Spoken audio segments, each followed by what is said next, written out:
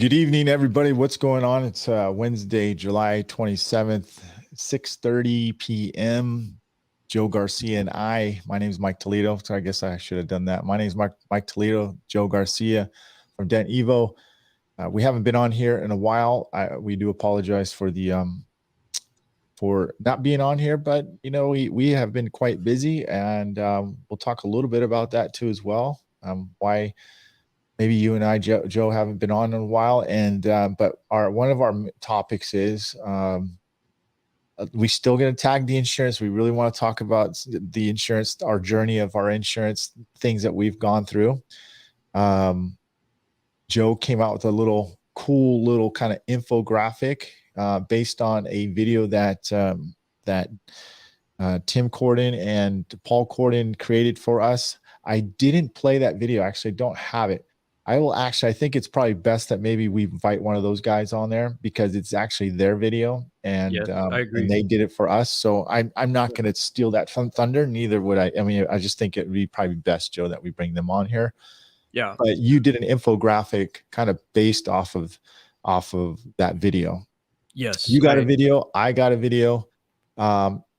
I haven't put it up yet because I want a dedicated page for it, and I am going to be putting it up soon. I do send it. We'll get to that point, but I do send it to my clients too as well. I'm not sure how you're using it, but we'll talk about it. I do. So right. Yeah, we'll talk about that. And another thing too is we are talking about, like, is it in 2022? Is it time to get a PDR shop, and can you make it just doing PDR? Would you need other services? I know this has been slightly touched base on stuff. I've had my shop for 5 years. I'll give a little input about what I think and believe what's going on. Things have been really rapidly changing over this year, especially with my bumper repair business. I stepped it up, and that's one reason why you haven't seen me as much in the spotlight of social media or doing these podcasts with Joe. And Joe has his thing. So how have you been, Joe? Before we get into this, how you been? I've been good, brother. I kind of miss doing this. In some ways, it can be nerve-wracking a little bit, but at the same time, I do enjoy our conversations, and our interaction with the audience, and it's been up and down, man, like a little roller coaster ride. I've had some losses and some wins, some victories too. And we'll talk about all that. So say hello to the listeners here. We got Ray. Hello, man. How's it going? Marcus Dumont, Dent Star. Marcus is with me. Young man named Jacob Kreitz, I think. You're in my area, buddy. I saw you. I started following you on Instagram. So welcome. I'm Dent Star's in your area? Cool. Yeah, Dent Star, man. If I'm not mistaken. And then, of course, our old friend Matt Armijo, or Armaggio. He's just doing a world tour, man. He's over here. He's over there. Tim Green, what's going on? How you doing? Marcus has been we got to get him on. He has had a great journey. He only trained with me for 1 week, and he went to another course before. Okay. And then he came back for some follow-up training. The dude's a monster, dude. I got some video of him doing a tank today. I gave him his first motorcycle gas tank training today, he did fantastic. Him and Louis did a great job today. Great job, Marcus. Yeah. Anything? So what you been up to, man? Besides that, and I'll give you kind of catch up with mine, and then we'll kind of go into the podcast here. Yeah, man. So just really working hard at differentiating out there. And I'm finding, Mike, that these days I'm less in competition with paintless dent removal companies and more in competition with the collision centers, which is where I want to be, man. What we produce now with our level of PDR is on par with the collision centers, except it's better because we don't do any painting. And in my case, I'm mobile, so I come to them. Yep. How about you, man? So, I have been I really, like I mentioned, concentrating on two things: myself, me, and my business, the shop business. Mary and I have been just really kind of overwhelmed in a good way. We hired another new tech for bumper repair. We're getting everything situated. We got a front end manager, so we're just trying to coordinate the system, shall I say? You know what I mean? And we're taking on a lot more bumper replacements, and that means dealing with more insurance with the bumpers. And we're in between that, we're dealing with insurance for PDR. So that's a story too as well. And I'll share a story with mine. You have a similar one too as well with that, Joe, about that. And I just feel like yeah, that it's occasionally we're not going to be able to, we're going to have spurts where we're not on. I think it was almost 2 months we've been away, dude. I haven't done a Yeah. podcast, right? Something It's like been a that. minute, man. Yep. Yeah. Or a month and a half, something like that. So, but anyways, we appreciate you guys staying on and listening. We'll probably be a full hour on this.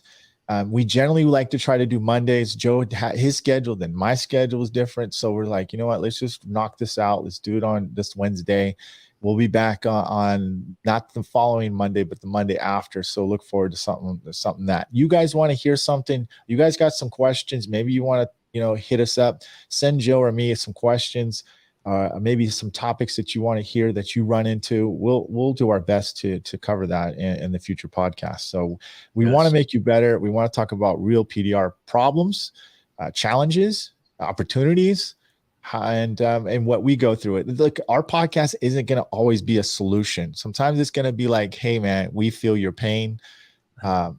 We're 25, 30-year techs here, and we've been there and done that, and we are still in new uncharted territories, and that is insurance companies, because they definitely don't want to deal with non-DRPs, and they want to be able to strong arm their customers into their body shops, their DRPs.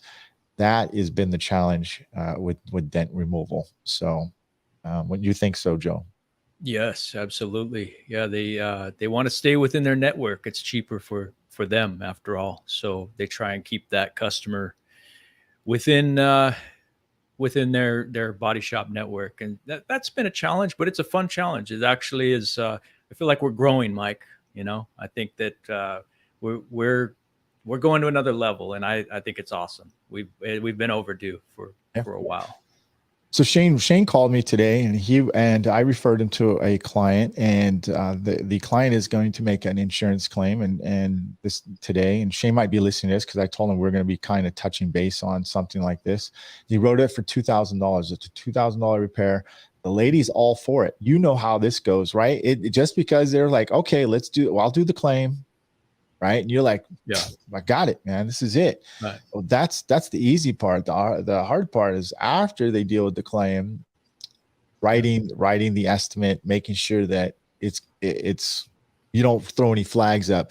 I feel like if you're above their initial estimate, like way above, it just throws the antennas up. And then a second throws a curveball is if you write it in Mobile Tech RX, they are not used to seeing what that is, because it is just so simple, right? It is like, my PDR is $975. My labor is my R&I is $425. And, I got like a $1,350 change thing.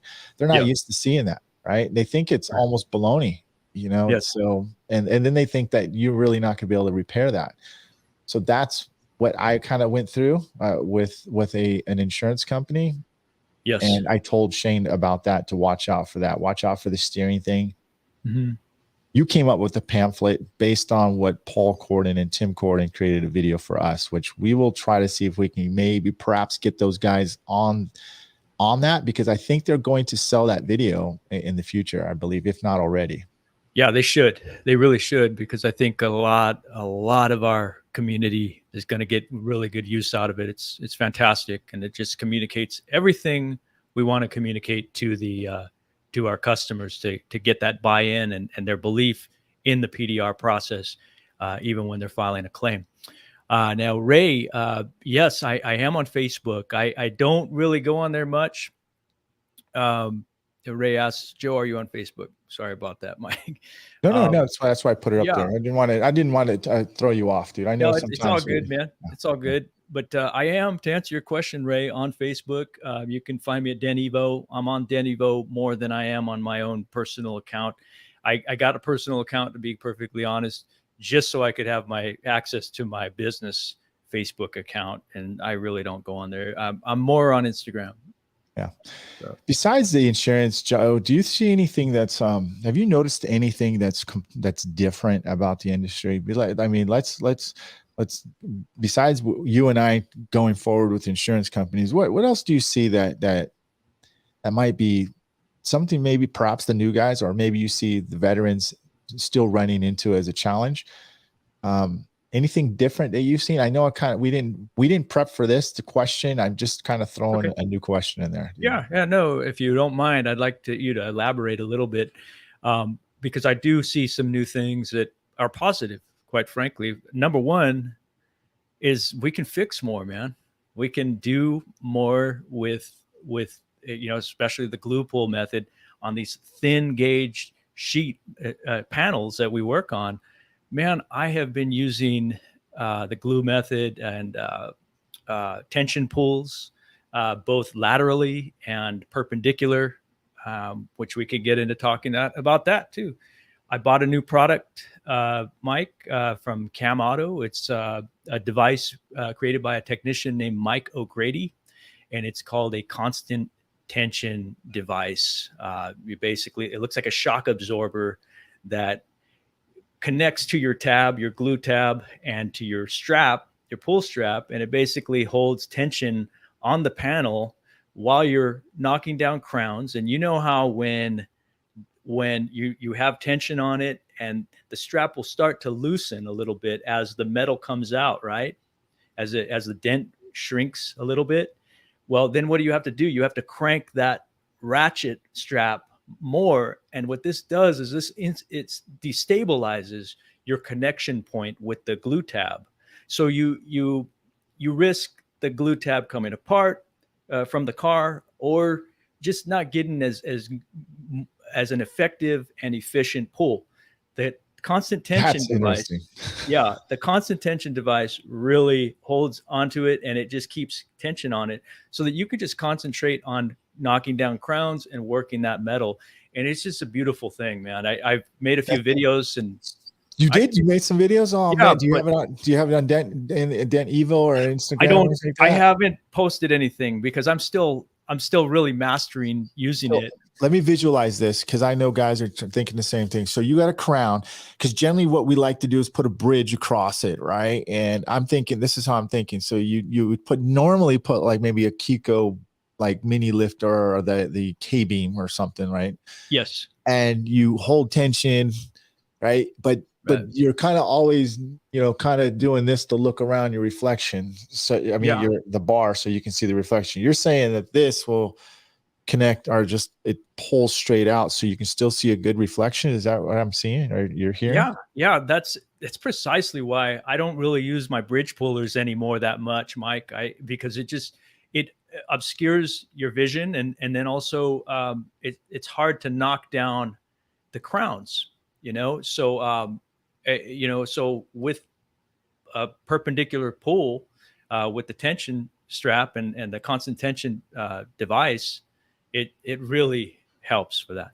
And I'm sorry, you opened a can of worms when you asked me what I see, any changes in our industry. And that's what I'm seeing is I've been able to do a lot more because of that now. Well, that's what I wanted to know. I mean, that's a cool, you're talking about a tool. Actually, shoot, I was going to have Daniel Grom on here and I forgot to give him the invite, but it's all good. Like things have been going really drastically fast, guys.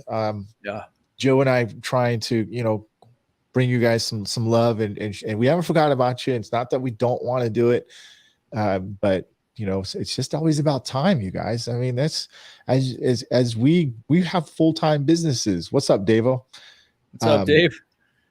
We have full-time businesses, and business is first, right? Actually, family is first, business is second, and this is for fun.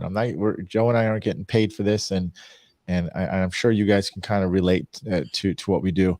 Yeah, it's for Going fun, off, but we also sharpen the blade that's too right. doing this That's because right. you guys, our audience, when Mike and I are talking about this stuff, we're really getting our stuff together, and we hope it helps you guys too, and you guys also offer something to us, and your feedback and knowledge, and like Tony Rios right there says knowledge bombs. Well, it works both ways, buddy, because you've sent me a few videos that I'm going to share on this episode actually with Mike. I think it's pretty cool.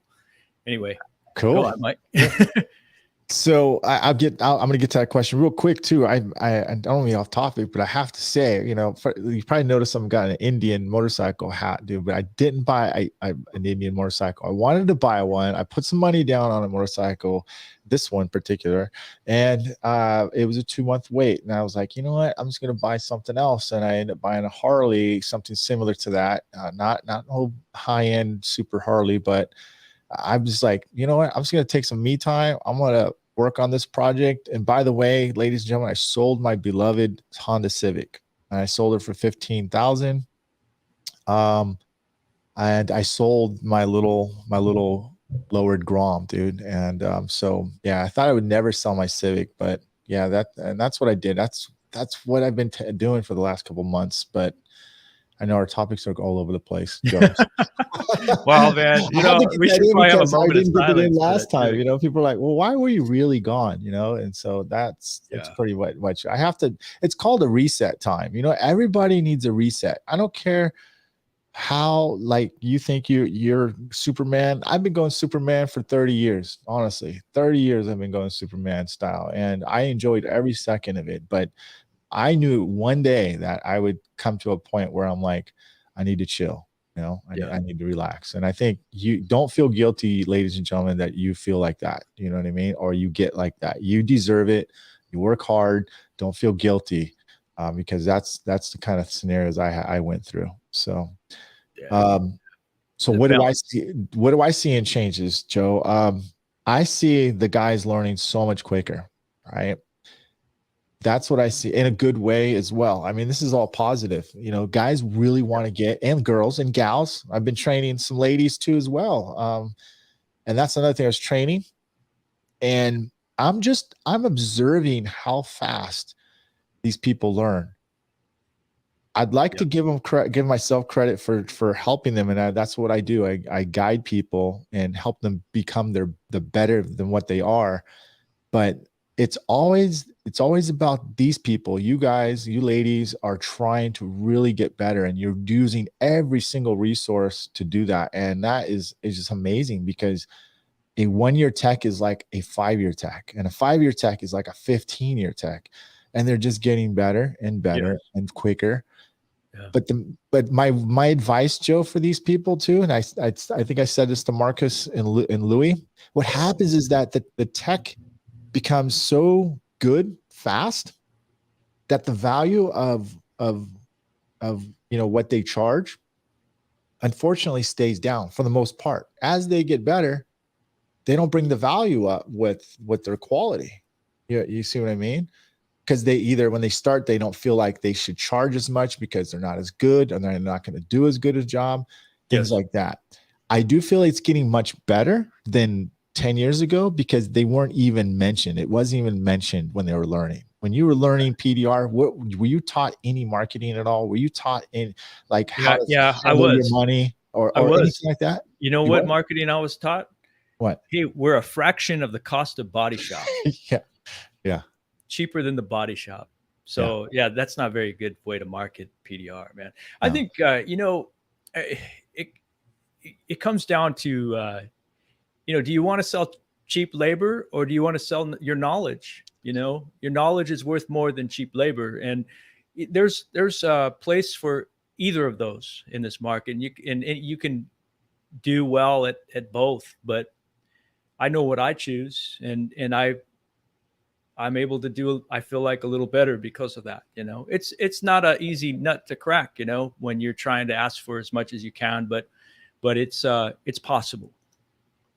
It sure is, especially if you go out and hustle. You know, PDR is also very rewarding. It's actually the best rewarding thing ever. I mean, think of it. Let me show you how. Let me give you an example of how rewarding it is, man. You can go get an account.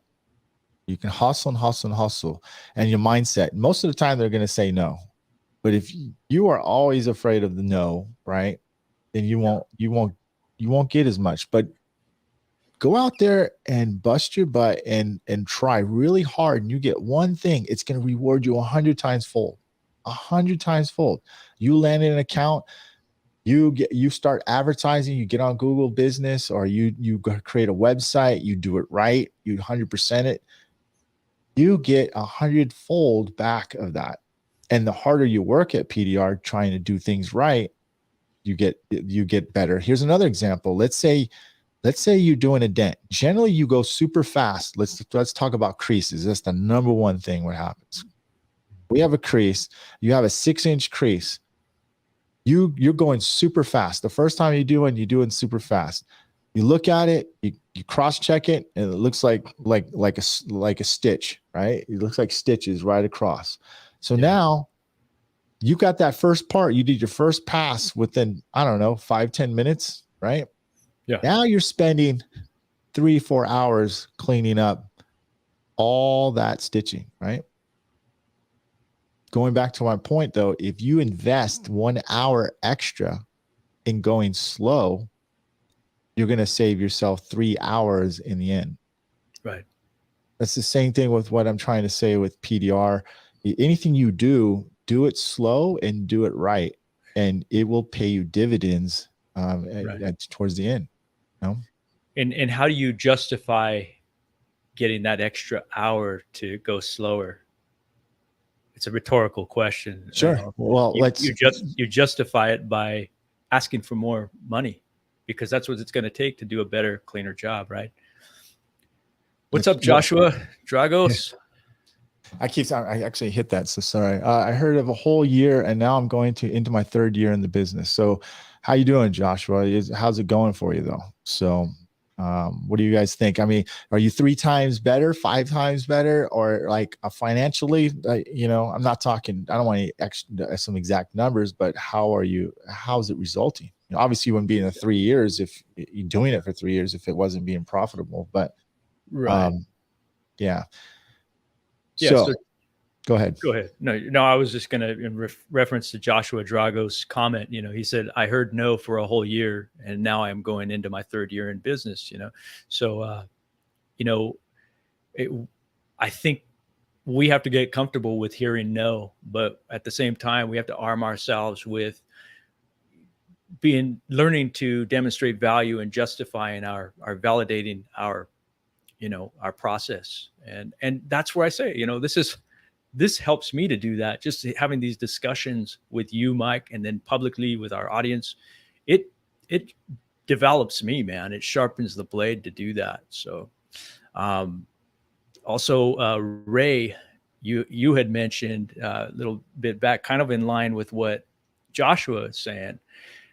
Being a new PDR tech, it's hard for body shops to give us new guys a chance, you know. So I can understand that, you know. A lot of the body shops are locked down. You know, I don't do a lot of body shops because they think I'm too expensive, but most of them know me, and they'll call me when their guy, you know, isn't going to be suitable for the job. But what do you recommend, Mike? I mean, do you have any body shop accounts or clients? Yeah. And what do you recommend for somebody who's new? Like, how do they hit the pavement and, you know, getting into a body shop account situation? Sure. I'll give you that opinion. Hey, Bobby, what's going on too? I'm going to answer that question in a second. Bobby, thank you very much. You're a great ambassador for Dent Trainer. You've referred a few people to me, so thank you very much. I do appreciate that. And I just want to publicly thank you. So appreciate that, Bobby. Yeah. What's up, Bobby?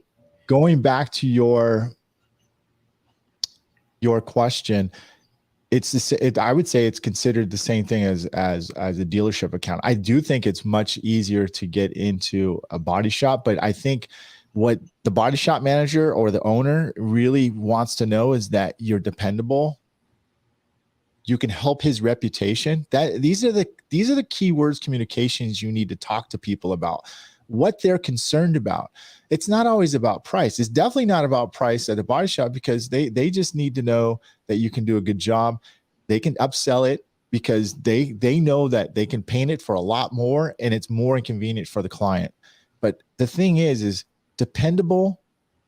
Give them a schedule that they can get. If you have a calendar schedule or something, that makes it awesome. 2 of my body shops use it. They love it. They send me a picture. Get them in your system saying, hey, look, I got a system for you. I'm dependable. I do great work. I show up on time. I can make house calls. Here's my schedule. You'll have it at access. You can allow your client to, so you can say, yeah, my dent guy can be here without even calling me. You just make touch. Everything needs to be done by touch, pain points. I was talking to Marcus, man, and these guys, he says, man, Mike, they like me, man, because I fix the bumpers for them. I go out of my way. I just make sure that things are done. Little things are done. I said, you know what it is? It's called effort. It's really called effort. They don't want to hear you say no without even trying. But I'm kind of going off topic right there. But I believe you're going to find it's just like different types of customers, Joe. Yes. You have customers who are cheap. They don't care about, your super high end quality. They want the cheapest price.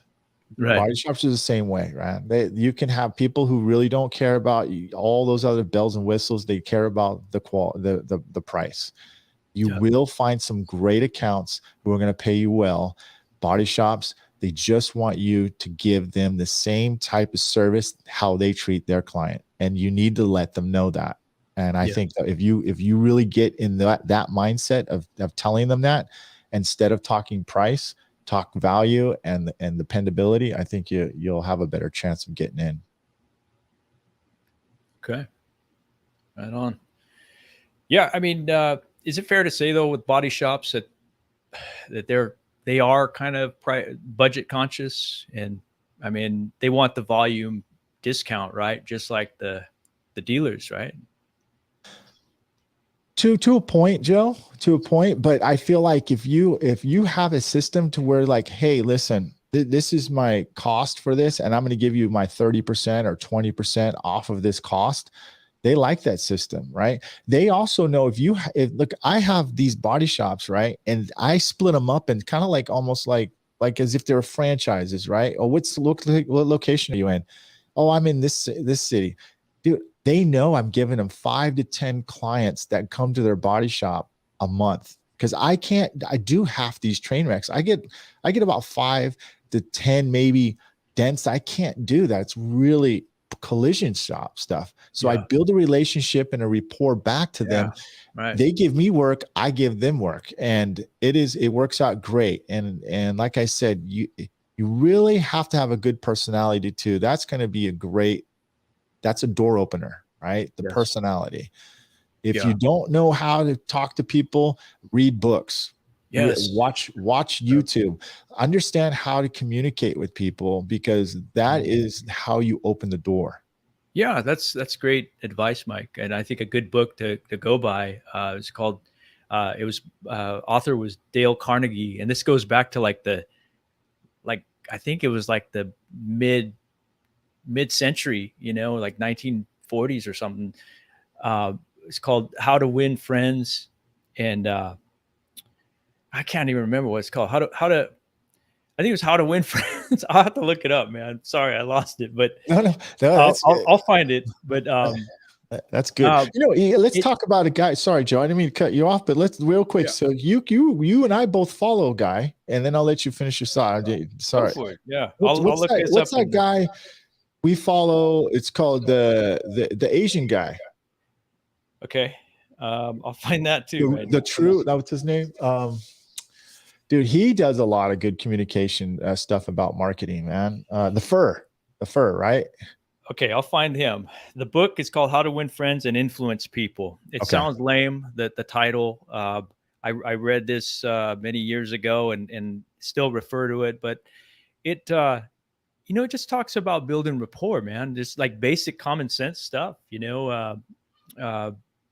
like I think he just, you know, how to relate, you know, in like to be relational as opposed to transactional. That was a problem I had for many, many years, that I was just relying only on my, you know, awesome dent skills and nothing much else, man. And it cost me, dude. It cost me. And so reading that book was actually really good. And then the guy that you follow, I think it was called Chris Doe on Yeah, that's Chris. Yeah, Instagram. yeah, it's called the Fur. The Okay, FUR, right? The Fur or I'm looking him FIR. up. So Forgive me, guys. We're not you guys got to follow super that guy, dude. He is super me and Joe prepared here. follow, and he's like he talks about like his marketing company and like what people say when he's too high, and he just really nails it, dude. Like he really does, and mainly that works, and anything works if you believe it. So if you don't believe, in yourself, you're gonna have a really hard time selling it to somebody else. Like I said, if a customer is gonna believe what you believe. If you Right. believe you can, or if you believe you can't, so will the customer or your client.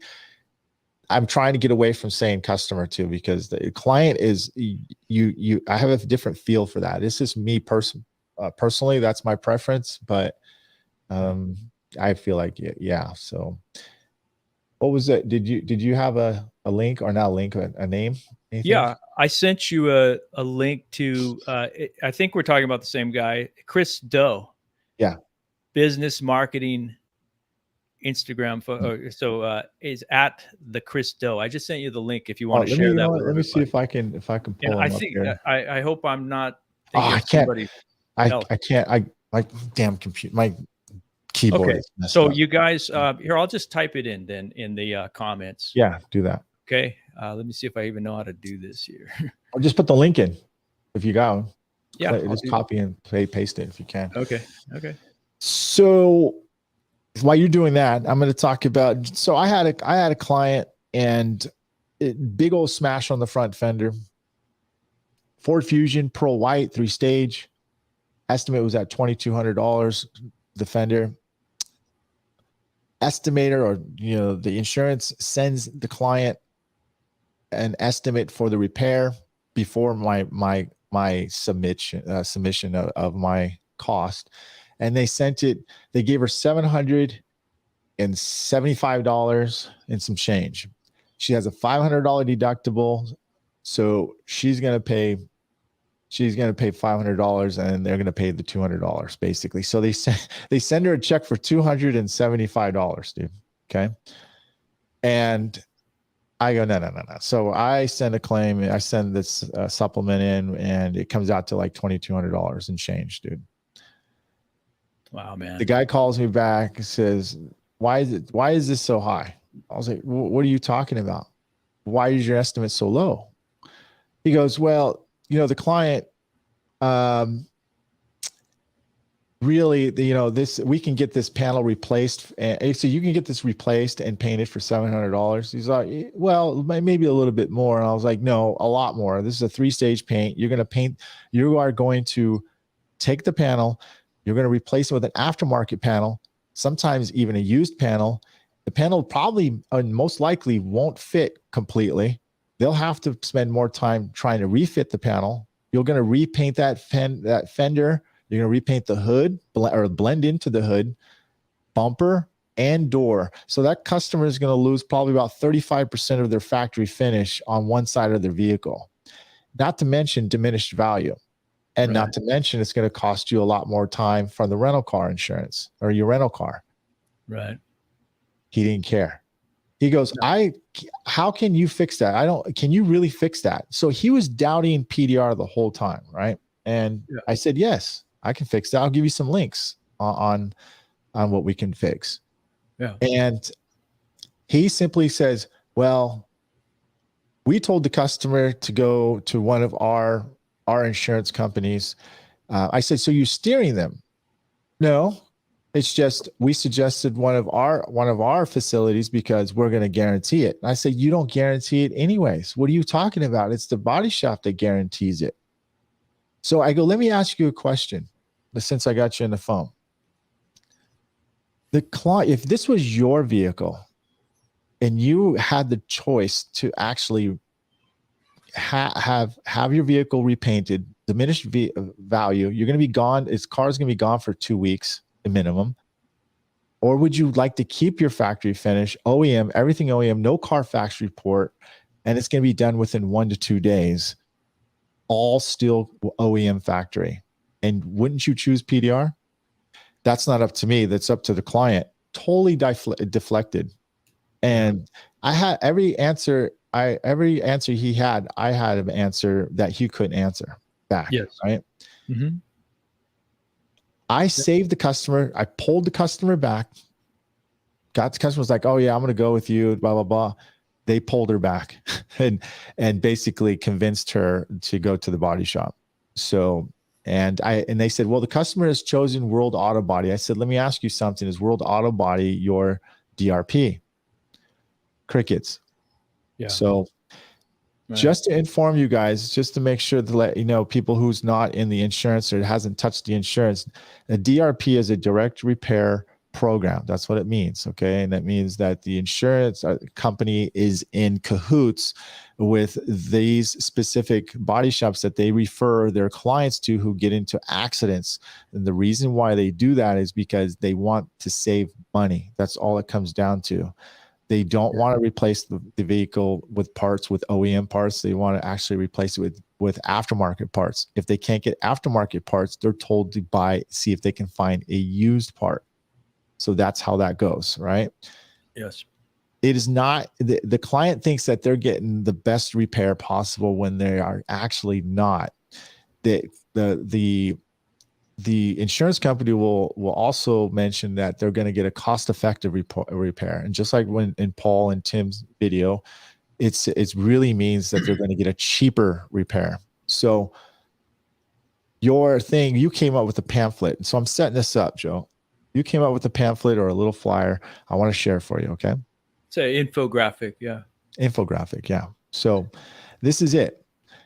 You can go, this is now, what do you do with this, Joe? You give this to before, after, what do you do with this? Okay. So, if you can, Mike, can you expand to the right, please? Because it's actually cut off a little bit.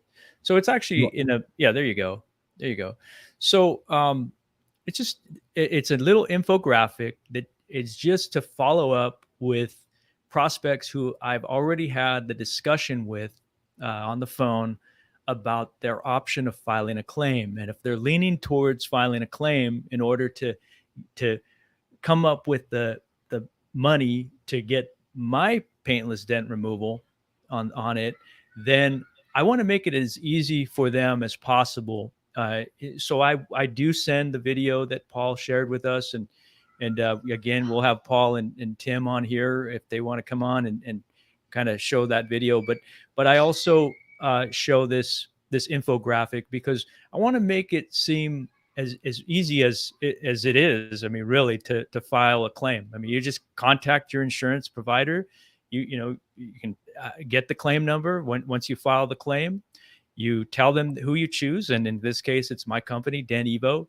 They call me back with the claim number, and usually by that point, they're insured, or their insurer will contact me as well, either via email or on the phone.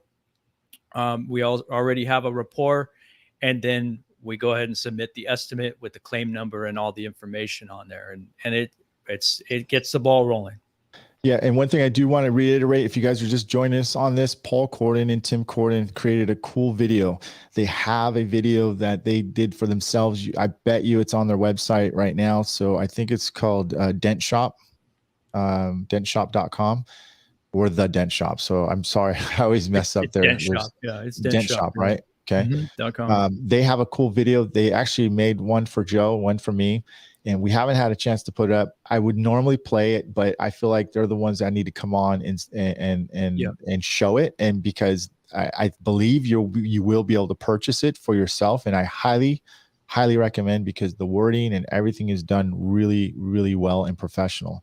So Yes. maybe you've heard it, maybe they played it somewhere else or whatnot, but we will get them on in the future, real near future, and give them on maybe 10, 15 minutes. These guys are getting busier and busier. So Yes, they are. going back to this, Joe, I actually send that video to a client. Now we try to send the videos to the client and knowing that once they're in the claim process, here, watch this. This is what the worst we are actually solidifying why you should use PDR. And so these are the things that could happen, potentially could happen from the insurance companies. This is actually perfect. So I'm going to just zoom in right here. So let me go back to this part right here. So you can go paintless, right? Mm-hmm. Even with going through insurance in 5 easy steps. That's right there to the point, because a lot of people don't realize they can still go PDR. How many of you are been in the business? And Craig's, if he's still on here, and Craig's kind of got his own thing, Dent Doc. But how many people have actually, you look at a dent and you're like, man, this is going to be about $600, over their insurance, over their deductible, or $800. And they're like, man, I'll just go through the insurance. Yeah. You know why they say that? Because when they say that, they're already making a decision that they'll go to a body shop over you. Yes. We found that out a couple episodes back, didn't we? Yeah. With our recorded conversations. Yeah. And they didn't know that, wait a minute. Then you say, well, we basically will be your body shop because, and even the best body shop you can be, because we handle insurance. Oh, you work with insurance? Yes, we do. And the most important part is we're not going to we're not non-invasive. We're not going to replace your parts. All these things could happen. So this is what this is for. This gets them through the process, right? Yes. Contact your insurance provider, get your claim number, tell them you chose Dent Evo, provide us with your claim number. We'll do the rest, right? So, yes. So before we go further, Mike, I just made this on Sunday. I was just plunking around. I wrote some notes down on a pad of paper as to what I wanted to include on there. I wanted it to be very simple. I wanted it to be easy on the eyes and not, not difficult in any way for the viewer. But I really wanted to run it by Paul and Tim and kind of get their take on it, because they might have some critical feedback on, hey Joe, maybe you shouldn't do it, or do it this way instead, or not do it at all. But to be fair, I did use some of their words on this infographic, including the part where it says, because we fix a lot of large and complex dents, our customers file an insurance claim. So that kind of gives a little bit of, I like that, because it kind of gives like social proof a little bit, an idea of that. The next bubble says, preserve your car's original factory paint and condition. And then I use some more of Paul's and Tim's words, avoid poor fit, finish, and color match. And then of course, the usual, no body shop hassle, no vehicle history report, no rental car, and repair it in hours, not weeks. I tried to just fit in all the advantages. Important, but the most things, that the pain points of what clients are perhaps thinking, and to go back to Paul and them. I mean, you can't really, you could reword it, but those that they already were, you could tell they put a lot of time and thought in that video because of the verbiage, and they hit those pain points, and you just put it on a pamphlet part. Now I'm sure they have something similar for themselves as well, but this is great. And they, like I said, I really hope you guys get in contact with them and get that video, because it's great. And if you're going to deal with insurance, it is a no-brainer to do that. Now let's talk about some of the comments here, Joe, right? With this. So he hasn't used insurance yet. Someone told him because he's mobile, he's not allowed. So that is a big myth out here. A lot of you guys, you mobile guys, won't touch insurance. I was one of those guys that thought the same thing. Joe was too. We'll talk. What's your thoughts on that, Joe? Well, Bobby, you're in Florida. I don't recall that there's any law saying that you cannot do that. I think Bryce Kelly does it all the time, if I'm not mistaken. But here in California, dude, I'm mobile and I do insurance jobs. I'd like to do more. That's why I'm working on ways of communicating it better. But you might want to check with some of the local techs as well as your local laws and regulations. So Well, let's talk about like if it's not, I mean, if it's okay, right? Let's just say let's say there is, the law is okay for him to do that, which I believe most of them are. What do you do, Joe? You're mainly mobile. How do you handle that? yeah, so for me, it usually means a consultation visit first. So I have to be selective about how far I drive out, or if they're really rabid and want to get it done this way, I may have them come out to me if they're too far, because just like you, Mike, I mentioned at the beginning of this episode that I have had my share of victories and some defeats too. And some of those defeats involve the same thing you just described about uh, the adjuster steering the client to conventional, and Yeah. that stings, man. We're working out the kinks on that, and we're on the forefront of this, and I mean, well, we're behind Paul and Tim, really. I mean, and other shops around the country who are really crushing it with insurance, and and what we're talking about, PDR here, not hail, but um, I it's possible. It does involve a initial consultation, visit, me go to their place. That's after some clearly defined qualification over the phone, and after looking at the pictures and making sure it's something that I think is a good candidate. Again, going back to the glue pull, tension pulls, I'm able to do more stuff now. It's so awesome, But so then we get there, and there's a lot of rapport building. There's making sure that the person is on board with what we're going to do. And I even brief them on exactly what we're talking about, that what that video says, which is that the insurance company is going to prefer that they have it painted at one of their affiliates. And that's so they can save money. Now, if you want to save them money, you don't need me. But if you want to preserve your factory paint, you want to keep the original factory condition of your vehicle, and I'm telling you, I can do that for you. If you want to do that and you want the repair done in one day, as opposed to a week or two, it'll be without your car, then this is the way to go. Yeah, I agree. And Davo, we are doing the same. So we are actually considering doing CC. It's going to be about $600 a month. I think that's what it is for us. Now, I think there's different plans, 300, 600, whatever it is. I think Joe, you and I talked about that a little bit. It's, if you want to play, if you really want to get in that game, you're probably going to have to, if you have a shop, you're probably going to have to make that investment sooner or later. If you are going that route, because otherwise you are going to have some battles with the insurance adjusters and stuff like that.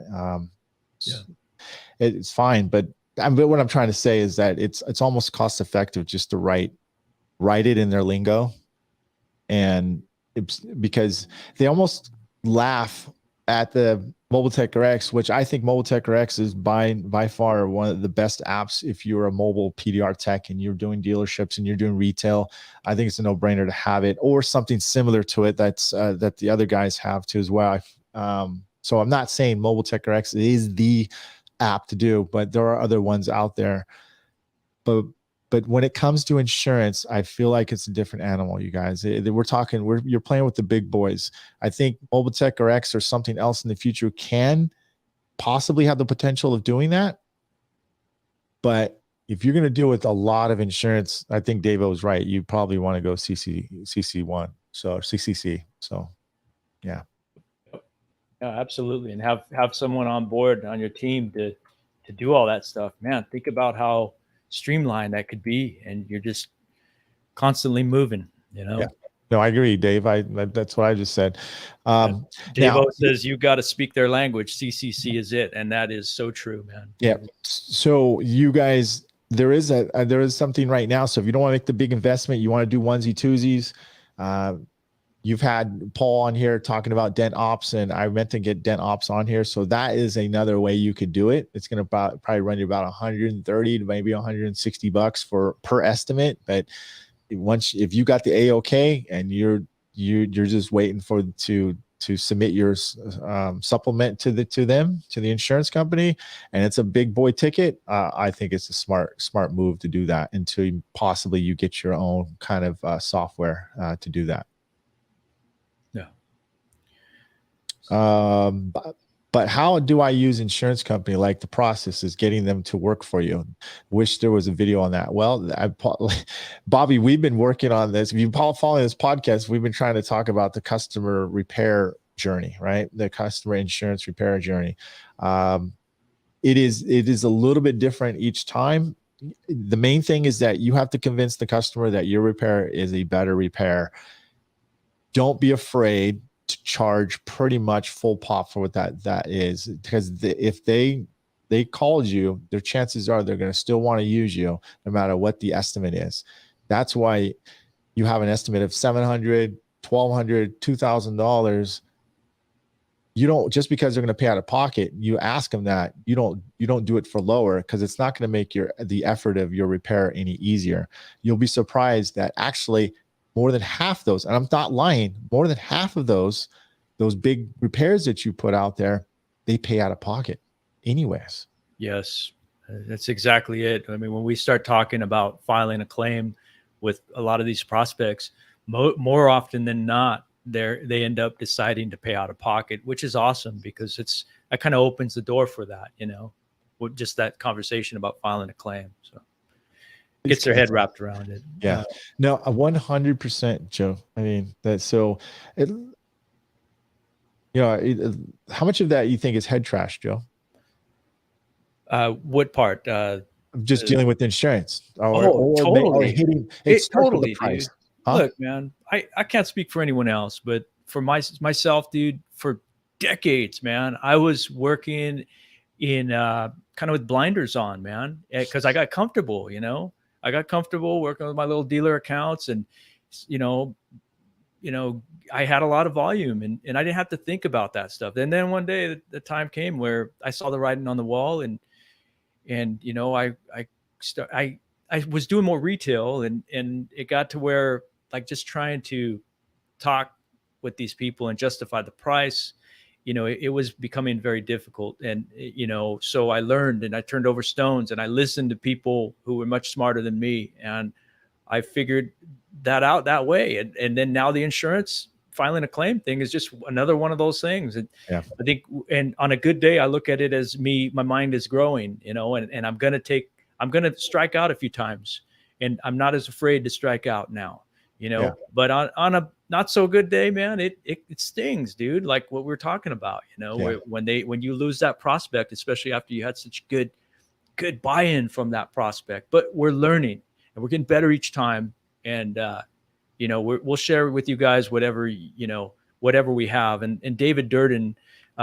you say, but how to write an extreme dent in CCC1, write conventional and charge PDR? That's a great question. What do you think, Mike? Well, that's pretty much the way it's going right now. I mean, that is it. But you have to legally let the customer know and have them sign a form. I forgot what it is. Gosh dang it. Yes, it's a authorization to repair, direction to pay. There you go. Authorize, and you letting them know that this is going to be written up in conventional, but we are going to repair it in PDR. Okay. Yes. That releases liability of you getting sued or insurance going after you for fraud. So basically you're letting them know that that's it.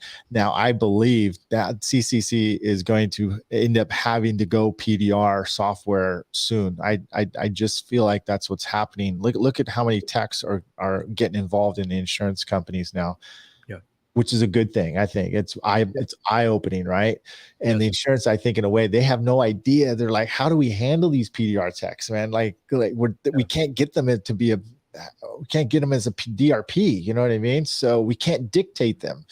I think they will be able to get to some of them, but I hope that answers your question there. I don't want to go crazy into each topic, but that's a good question. Sure. I think maybe next session we'll get Paul on here and Tim for about 30 minutes, and maybe if they want to stay on, that's great, and we'll let these guys dictate the conversation of the podcast. Right? Awesome. You guys ask questions, and we'll try to do our best to answer them. So, Yeah, for sure, And then man. Dave, you want to jump in here next week, dude, or next week, the Monday from next week.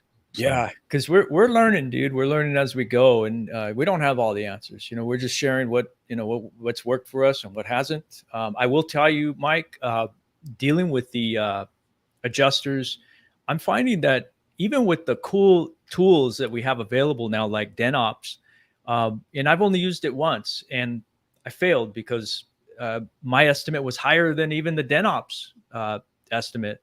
So, but it was I'll spare you all the boring details, but it was a hatch on a Volvo, and there were no adjacent blend panels. If that makes any sense, it was divided by tail lamps, and it was a replacement. It was cheaper to replace it, so it was actually cheaper to go body shop. And they steered my customer, even though I was trying to keep them, on the line. But hey, it is what it is. It's going to happen, and I'm learning from it. But my point of bringing that up is there seems, in my experience, and it sounds like it's the same way for you, Mike.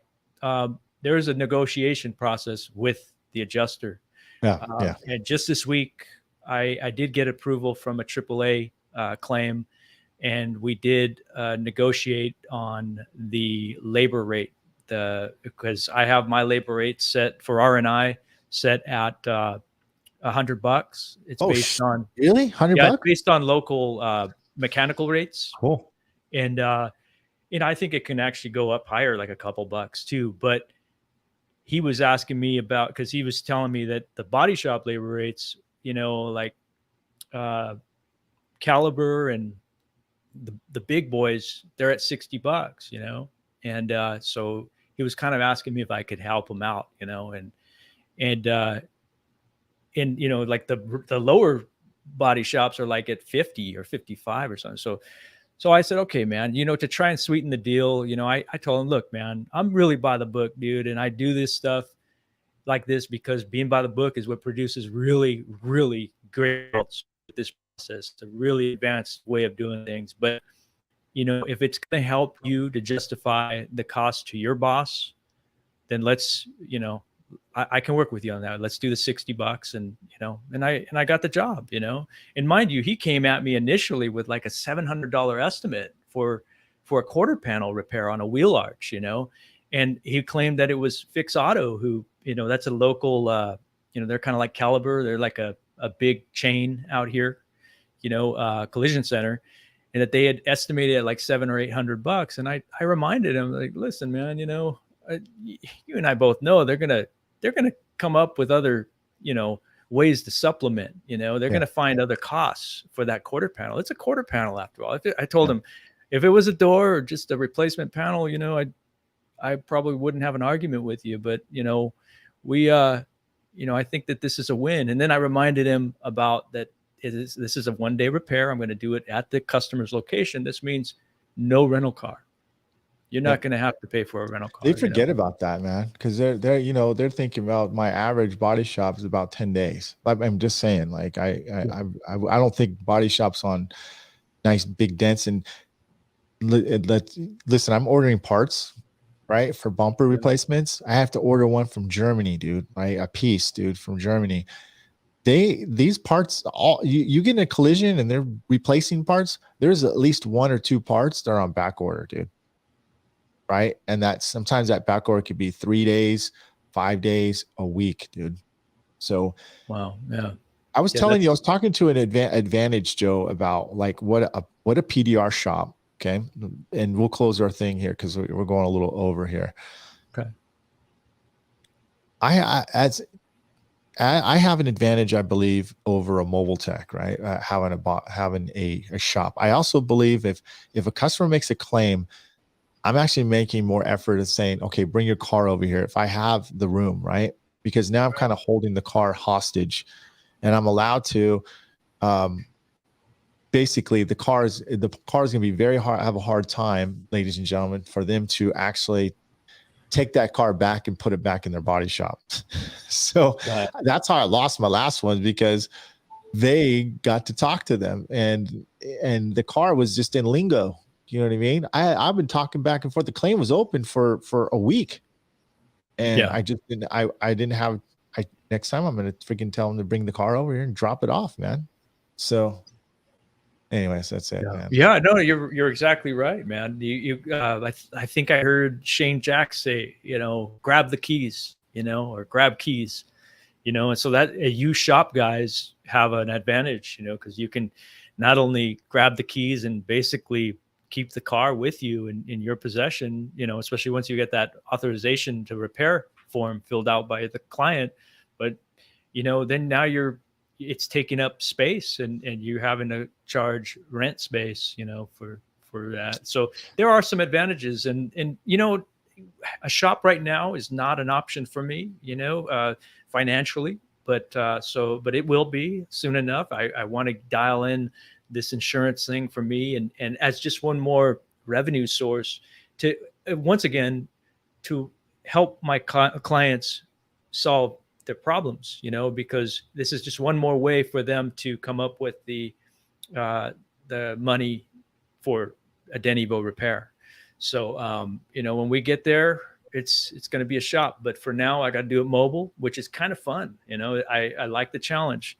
It's not easy to do some of these repairs mobile, and you got to do them quick because, let's face it, you don't want to have to come back.